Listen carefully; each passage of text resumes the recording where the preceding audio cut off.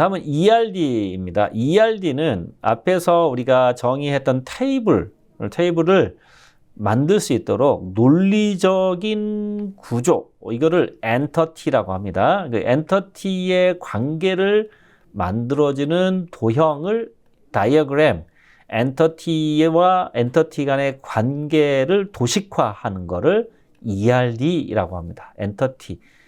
그리고 ERD의 구성 요소는 E, 엔터티, 그 다음에 R, relation, 그리고 엔터티에 포함되어 있는 속성, 이 세 가지의 중요한 특징을 가지고 있습니다. ERD는 entity, relationship, attribute 이렇게 가지고 있고 이 세 가지로 이 현실 세계를 잘 이해하기 쉽게 표현한다라고 보시면 되겠습니다.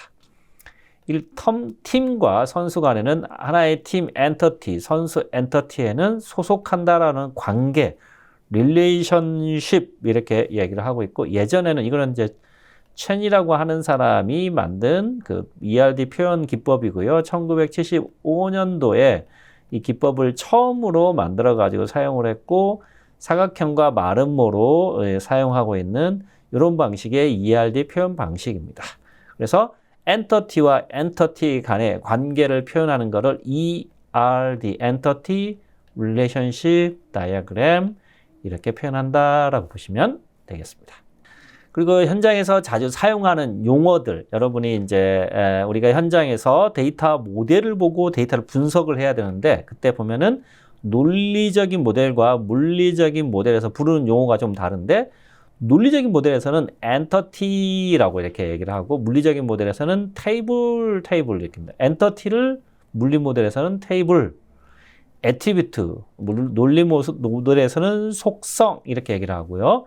물리 모델에서는 그걸 컬럼 이렇게 얘기합니다. 속성을 컬럼 이렇게 얘기를 하고 그 다음에 프라이머리 키는 많이 들어봤을 거예요. 대표적인 식별자 이거를 논리에서는 주 식별자 이렇게 얘기합니다. 아이덴티파이어라고 이렇게 얘기하는데 이게 물리에서는 PK라고 하고 보조 식별자는 물리에서는 유니크 인덱스, 넌 유니크 인덱스 또는 AK라고도 합니다. AK, Alternative Key 해서 AK라고도 부른다라고 보시면 되겠습니다.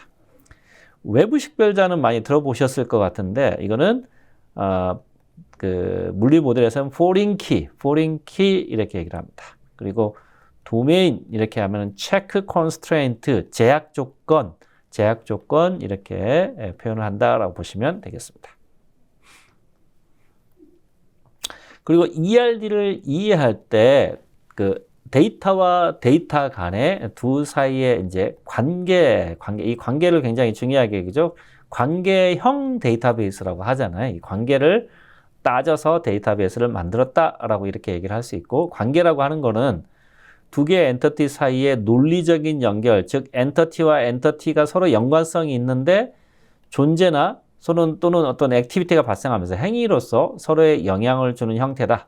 하나의 부서에는 여러 명의 사원을 포함하고 사원은 부서에 속하고 이런 거를 관계라고 한다. 그리고 관계는 보통 동사로서 표현이 되고요. verb. 그리고 두 개 사이의 엔터티에 존재하지만 자기 스스로도 관계를 가질 수가 있어요. 그걸 recursive 관계, 자기 참조 관계라고 합니다. 자기 참조가 또는 두 개 이상의 관계를 가지고 있어요. parallel relationship이라고도 얘기를 하죠. 그리고 양쪽 측면에서 역할명을 지정할 수 있다라고 이렇게 얘기를 할 수 있겠습니다. 관계는 존재에 의한 관계도 있고 행위에 의한 관계도 있다. 존재에 의한 관계는 사원은 부서에 속해 있다. 그러니까 이 데이터가 있을 때 데이터가 원래 그 구조, 스트럭처 상에서 있는 관계, 스트럭처 그냥 구조적으로 그렇게 구성되어 있는 상태의 존재에 의한 관계. 행위에 의한 관계는 액티비티. 이 고객이 있는데 이 고객이 여기에 있다가 주문을 할 때, 주문이라고 하는 액티비티를 할 때 관계가 생깁니다. 주문이라고 하는 액티비티를 할 때 여기에 새로운 관계가 생기죠. 이런 거를 행위에 의한 관계다 이렇게 얘기를 할 수 있겠습니다.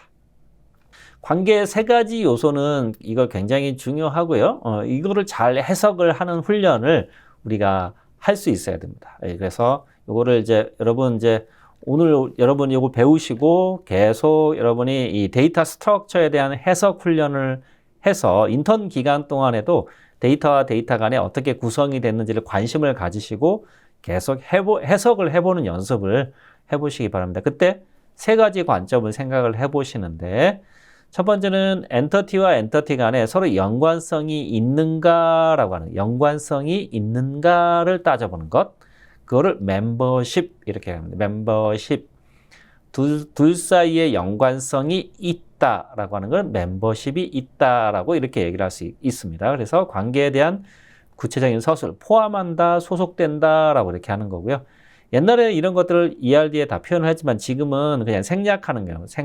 생략하는 거죠. 서로 연관성이 있지만 그냥 이런 말은 생략하는 경우가 많이 있습니다. 멤버십이라고 하고요. 두 번째는 카디넬러티라고 하는 카디넬러티. 카디넬러티는 1대1, 1대 M, M 대 N. 따라서 하십시오. 1대1, 1대 M.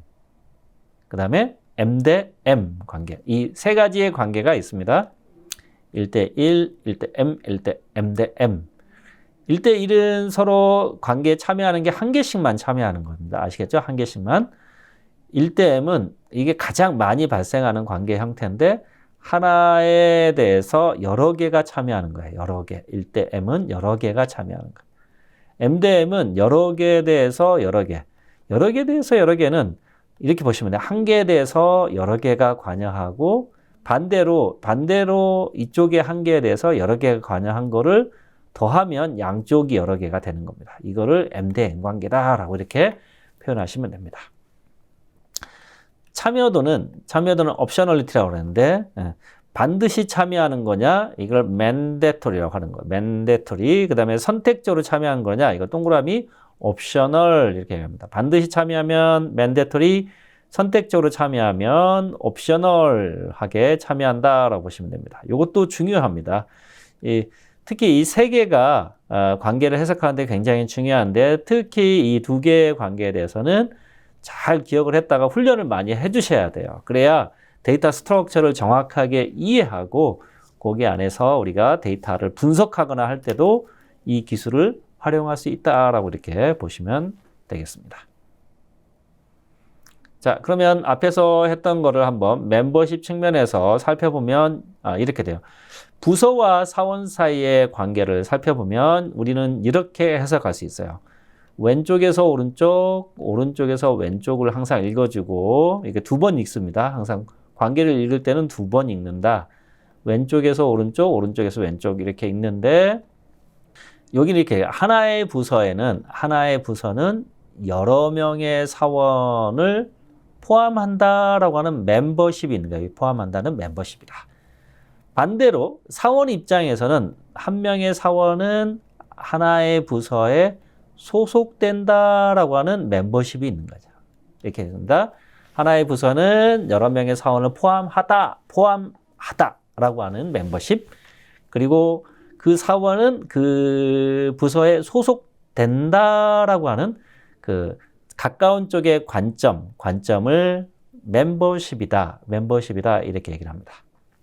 카디널리티는 세 가지가 있다고 그랬죠. 1대1, 1대 M, M 대 M이 있다고 그랬습니다. 이때 보면은 하나의 구매 신청은 여기에 보면 여러 개, 이게 여러 개의 의미예요. 여러 개의 구매 주문을 작성하고 이렇게 되는 거고 반대로가 중요한데 반대로 읽을 때는 여러 개가 아니라 이때도 한 개로 읽을 때는 한 개를 읽고 한 개의 구매 주문에는 하나의 여기는 하나예요. 여러 개가 아니라 한 개의 구매 신청 내용이 작성된다라고 읽어요. 이때 자 왼쪽에서 오른쪽 읽을 때 하나의 구매 신청에는 여러 개 M개의 구매 주문을 작성하고 반대로 어떻게 한다고요? 하나의 구매 주문에는 한 개의 구매 신청에 의해서 작성이 된다. 이렇게 해석을 하셔야 돼요. 반대로 읽을 때 여러 개의 구매 주문은 하나의 구매 신청에 의해 작성된다라고 하면은 그건 틀린 겁니다. 그러니까 기준은 항상 몇 개로 읽는다. 기준은 항상 중요하게 체크해 두시고 기준은 항상 몇 개로 한다? 한 개로 한다. 아시겠죠? 기준은 항상 한 개로 읽어주면서 해석을 해야 정확하게 해석이 됩니다. 기준점은 항상 한 개로 해석을 한다라고 이렇게 보시고 이렇게 계속 데이터 모델을 해석하는 그런 훈련을 해 주시기 바랍니다. 자, 1대 M을 한번 읽어볼게요. 이것도 이제 왼쪽에서 오른쪽으로 읽고 오른쪽에서 왼쪽으로 읽고 두 번 읽는다고 그랬죠. 여기 보면은 하나의 부서는 여러 명의 사원을 포함하고 여러 명의 사원, 그러니까 1대 M이죠. 한쪽에서는 1대 M입니다. 반대로 한 명의 사원은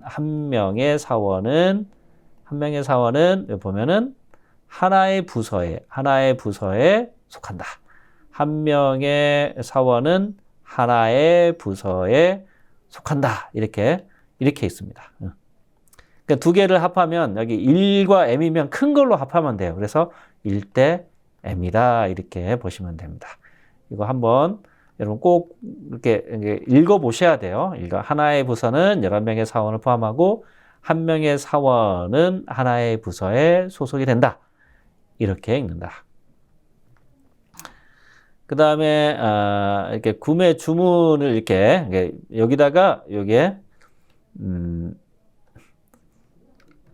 이렇게 까마귀 발로 이렇게 표현하십시오. 여러분 책에도 이게 좀 오타가 났는데 여기 이렇게 까마귀 발로 표현하시면 되고. 그랬을 때 어떻게 읽을까? 이렇게 위쪽으로 읽으면 하나의 주문은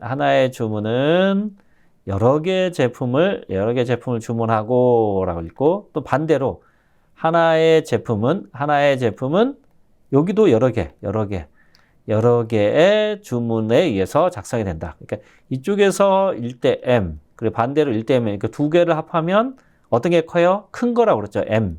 또 여기고 어떤 게 커요? 큰 게 M이죠. 그러면 둘 다 M 대 M의 관계로 되는 거.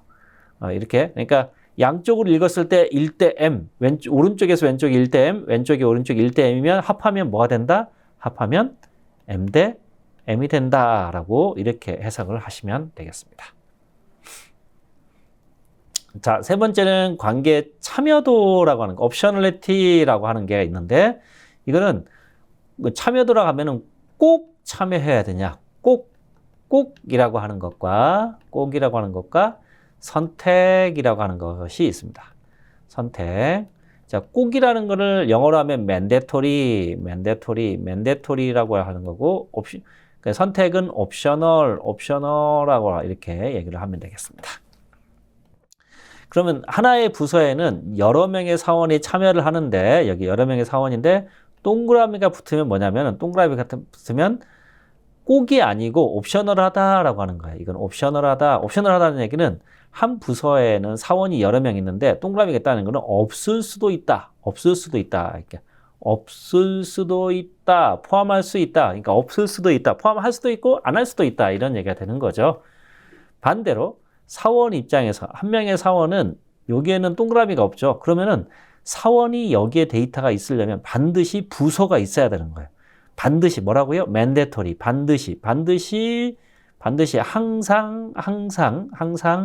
항상 여기에 속해야 된다. 그러니까 3명의 사원 입장에서는 반드시 부서에 속해야 된다. 라고 이렇게 정의를 할 수 있습니다. 부서에는 여러 명의 사원이 있을 수도 있고 없을 수도 있고 포함할 수도 있고, 반대로 하나의 사원 입장에서 봤을 때는 부서에 반드시 속해야 된다라고 이렇게 얘기를 할 수 있겠습니다. 이거를 참여도, 옵셔널리티 이렇게 얘기를 할 수 있겠습니다. 자, ERD에 대해서 지금 테이블이 사원 테이블, 부서 조직 테이블, 고객 테이블, 상품 테이블, 계좌, 거래 내역 테이블이 주어져 있습니다.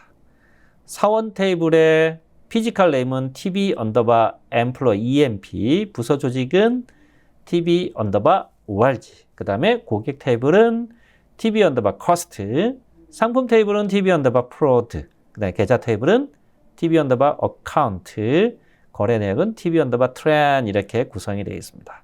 그리고 각각에 대해서 PK는 4번이고 밑줄 그어져 있죠. 그리고 사원명, 부서코드, 직급, 성별 이거는 속성 이렇게 얘기를 할 수 있고 PK, 속성 이렇게 정의를 해서 쭉 구성이 되어 있습니다. 이렇게 테이블이 구성되어 있고 이렇게 구성된 테이블이 그 다음 장 가시면 테이블 정의서로 이렇게 나와 있어요. 그래서 사원 테이블의 tv_emp에는 앞에서 정의했던 속성들, 그 다음에 이게 물리적인 이름들, 데이터베이스에 저장될 이름, 그 다음에 데이터 타입과 길이, 도메인에 해당하는 데이터 타입과 길이 널인지 안 널인지 이렇게 정의한 거를 뭐라고 그러냐면 이거를 테이블 정의서라고 합니다. 테이블 정의서 이렇게 표현할 수 있고요. 테이블. 여러분이 나중에 현장에 가서 보실 때 거기에 테이블들이 있을 때 이 테이블 정의서가 있으면 일하기는 편해요. 그래서 이런 정보들이 있어서 이걸 분석하면 되겠네. 이런 테이블 보면은 알 수가 있죠. 그리고 거기에 프라이머리 키다, 포린 키다, 그 다음에 허용된 값만 들어간다. 여기 보면은 female하고 male, 남녀만 들어가게 한다라고 하는 체크, 도메인의 기준을 제시할 수도 있습니다. 앞에서 정의했던 거를 이제 ERD로 표현한 거예요. ERD 보면은, ERD를 여기서 해석을 한번 해드리면 이렇게 됩니다. 여기 보면은 entity는 조직 엔터티, 그 다음에 사원 엔터티, 고객 엔터티, 계좌 엔터티, 상품 엔터티, 거래 코드 엔터티, 거래 내역 엔터티가 있고 엔터티의 위쪽에 들어간 여기를 PK, 박스에 PK, 이거는 명이라고 그랬죠, 명.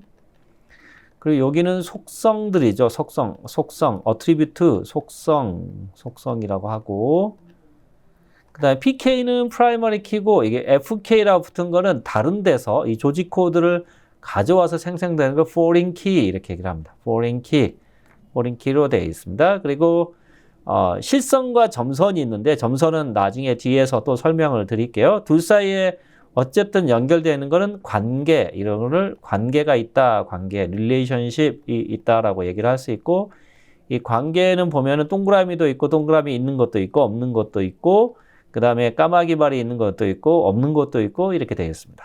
이거를 해석을 하면 이렇게 돼요.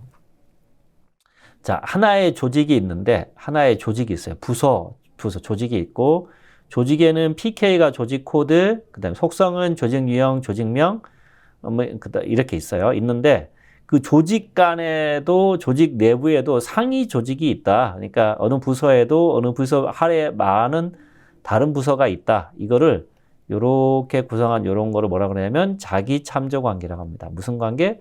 자기 참조 관계다. 자기 참조 관계. 셀프 릴레이션십, 리커시브 릴레이션십이라고 합니다. 이런 자기 참조 관계를 가지고 있는데 하나의 상위 부서는 여러 개의 하위 부서를 가지고 있는 자기 참조 관계를 가지고 있는 조직이 있다. 그리고 이 조직에는 사원이 있는데 사원이 여러 명 있다. 여러 명. 그리고 조직에 따라서는 사원이 없을 수도 있다. 동그라미가 있으니까. 이렇게 되는 거예요. 다시 한번 하나의 조직에는 사원이 여러 명이 있고 또 어떤 조직에는 사원이 없을 수도 있다. 이렇게 되는 거죠. 사원 입장에서 봤을 때는 어느 조직에 속하는데 반드시 하나의 조직에만 속하는데 근데 어떤 사원은 아직 조직에 할당하지 않은 사원이 있을 수도 있다. 옵셔널이 이렇게 있는 겁니다. 그죠? 다시 한번 정리하면 하나의 조직에는 여러 명의 사원이 있다는 거고 그 사원은 조직에 속할 수도 있고 속하지 않을 수도 있다. 이렇게 해석을 하는 거죠.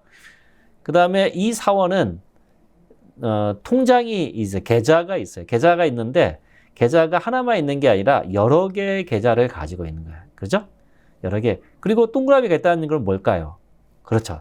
계좌가 없는 사원도 있을 수 있다. 계좌가 없는 사원도 있을 수 있다. 이렇게 보는 거죠. 그리고 여기에 계좌 정보를 등록하려면 이 계좌는 반드시 어디에 할당이 돼 있어야 돼?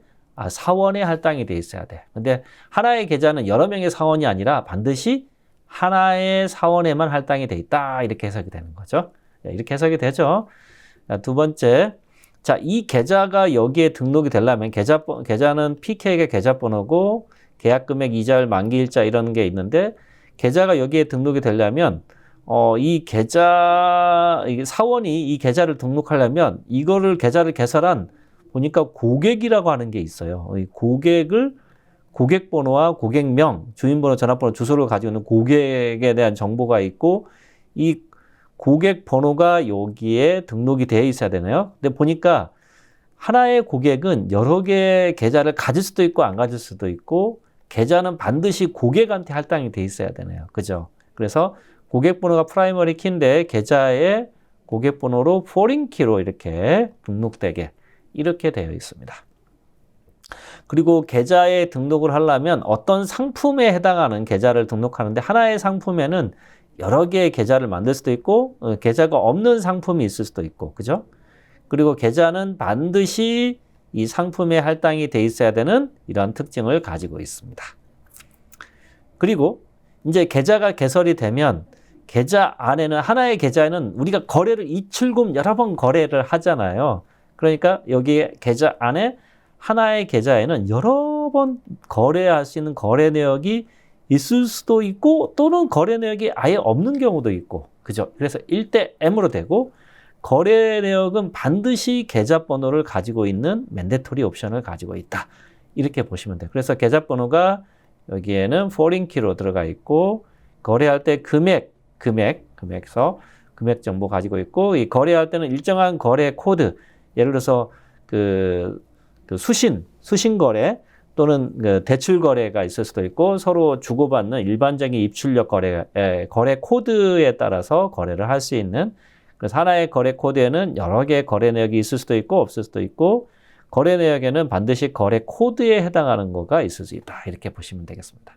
그래서 이 ERD만 봐도 이게 은행에 있는 조직의 어떤 직원들이 고객의 계좌 정보를 유치해서 어떤 상품에 대한 계좌 정보를 유치해서 그 계좌가 일정하게 거래가 발생할 수 있는 것을 관리하는 그런 데이터 모델이구나 라고 이렇게 우리가 해석을 할 수 있는 그런 모델이 되겠습니다.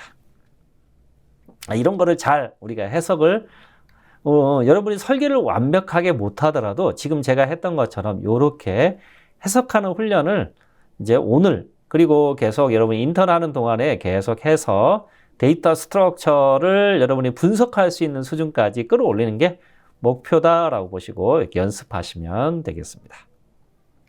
자, 앞에서 했던 거를 여기에서는 이제 영문으로, 즉 데이터베이스에 저장할 수 있는 이런 거를 물리명 이렇게 얘기를 합니다. 물리명, 영문명, 보통 영어로 이제 보통 저장해서 영어로 하니까 그러니까 이 한글로 된 거를 보통 이렇게 물리명으로 해서 저장해서 데이터를 처리할 수 있도록 만들었다라고 보시면 되겠습니다.